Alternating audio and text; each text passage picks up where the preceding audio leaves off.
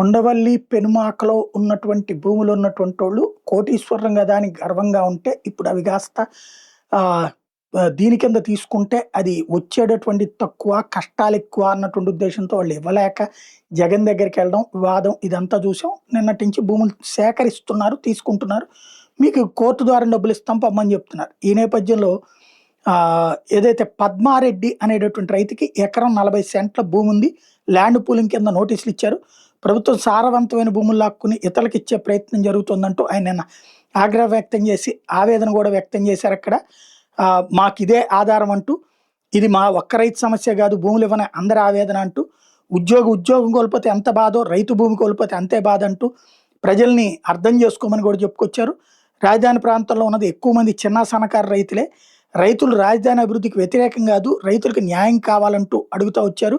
తీసుకునే భూమికి బదులు సమీపంలో సమాన భూమి కేటాయించాలని కూడా విజ్ఞప్తి చేశారు. అయితే ఇప్పుడు తాజాగా ఆయన ప్రాణాలు కోల్పోయినటువంటి నేపథ్యంలో గుంటక పద్మారెడ్డి కి సంబంధించినటువంటి ఏదైతే ఆయన ప్రాణాలు కోల్పోయారో మృతదేహానికి నివాళులు అర్పించారు. ఇప్పుడు దొంతిరెడ్డి వేమారెడ్డి వైఎస్ఆర్ కాంగ్రెస్ పార్టీ నుంచి అదే పాయింట్ రైజ్ చేసుకొచ్చారు.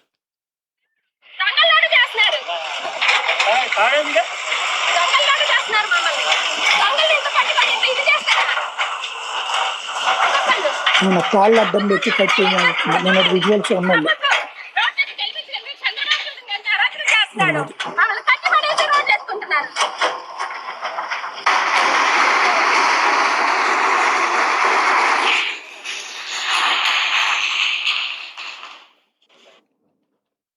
ఇది తాజాగా జరిగిన సంఘటన.